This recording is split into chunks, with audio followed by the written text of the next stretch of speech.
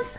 As you may or may not know, I moved, oh my voice is cracking, am I going through puberty? I moved about 5 months ago, which is just crazy to me, time is flying, and I am still in the process of putting boxes away and setting rooms up and all that fun stuff that comes along with moving. In fact, I am home for about 2.5 weeks, and this is the longest period of time I've been home since moving, so I'm getting a lot done, it's great. But unfortunately, or fortunately, depending on how you want to look at this, I found about 2 bags of video games that I don't think I've shown you guys, that I found during random hauls, during who knows when, probably the crazy moving time, and I just misplaced them along with everything else. And now I have to show them to you before I can put them on my shelf. It's the rite of passage all of my games must go through. I have this bag of stuff. I don't know. I'm trying to look at the game. I think I got this from, well, it's in a Kmart bag, so I have no idea where this came from because I definitely did not get these at Kmart. So let's go through them. The first game I have is Guitar Hero Metallica. I think this was a garage sale game. Speaking of the Guitar Hero music franchises and all of that fun rad stuff, how are you guys? Are you guys like getting back into Rock Band and Guitar Hero? I know they both recently, past like year or so-ish, like relaunched their new games, and I really tried getting back into them, and I just didn't have the same magic as they did, what, like 6 years ago, 6.5 years ago when they first came. I don't remember when they first came out, but yeah. I wish I could still get back into them, but it just, like I said, doesn't have that same magic. Next is, oh, Fable 2. Sweet! Everything's in here. It's always a good start when it's a Britt video and everything is where it's supposed to be. I know I've shared this story, but it has been a while. But seeing Fable 2 reminds me of how much I love the original Fable. I don't think I really got into Fable 2 as much as I did the first one. But anyway, I think it was my ex's Xbox. Because friends, you see, back when the Xbox 360 released, I really wasn't like in the industry like I am now in terms of like, I still love video games. I just wasn't like the antsy Annie that I am today. Like today I want to get every console the minute it releases and every new game and every new VR headset.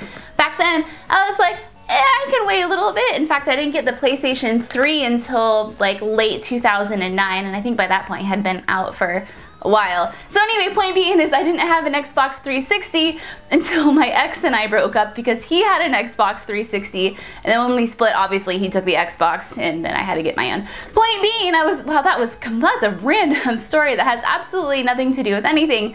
Point being, whenever I think of playing Fable, I think of like Christmas time because I was playing it on my ex's 360 because he never really played it, and so I kind of like hoarded it, and I played and there was a bunch of snow falling outside and it was Christmas time, so it was all warm and fuzzy, and Fable I think was a really fun game. That was okay. Back to the video games. Next is Blaze Blue. Oh, Blaze Blue Calamity Trigger. Calamity Trigger? Yeah.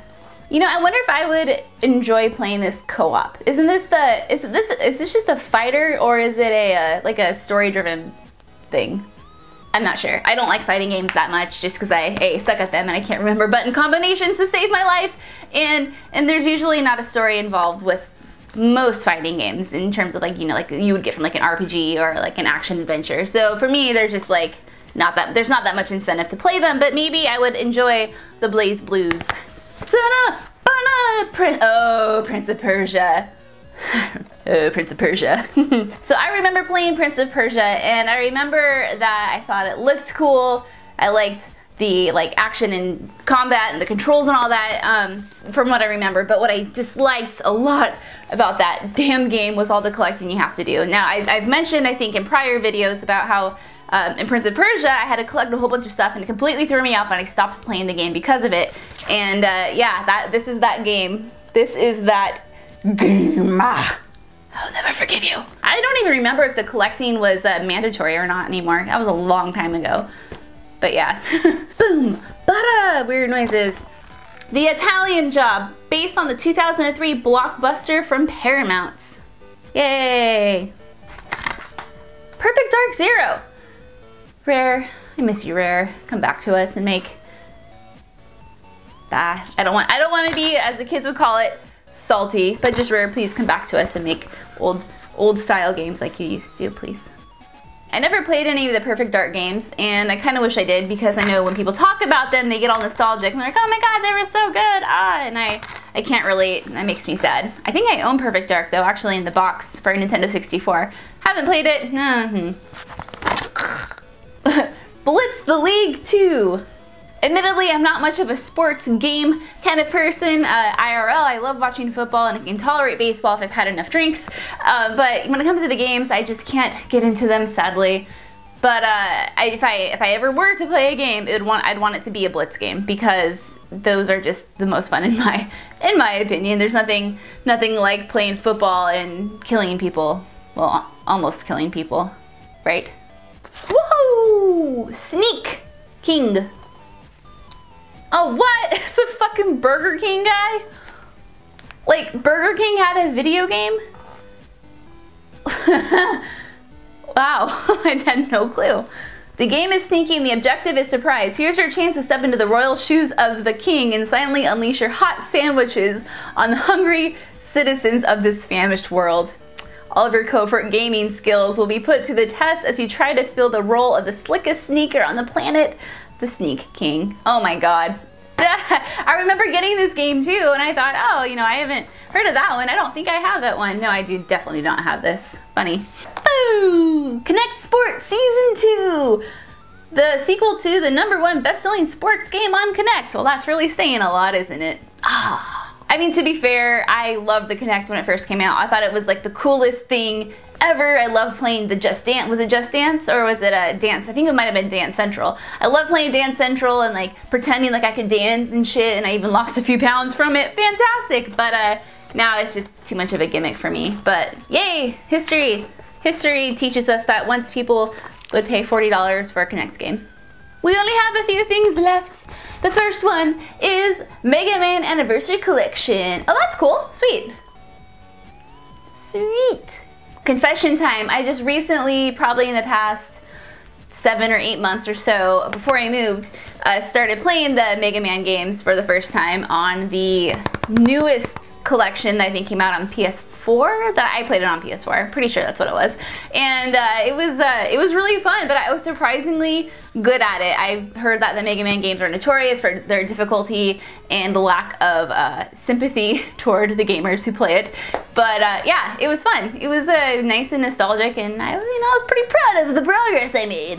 And then I saw some professionals play, and it put me to shame. But hey, that's what happens.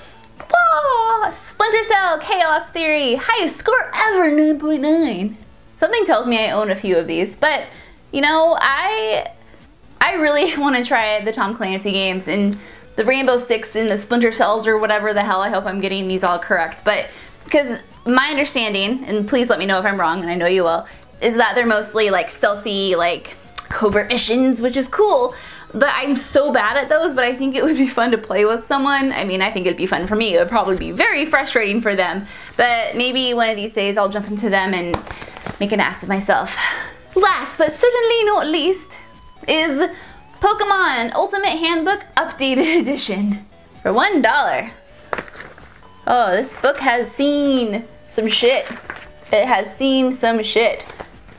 When did this come out?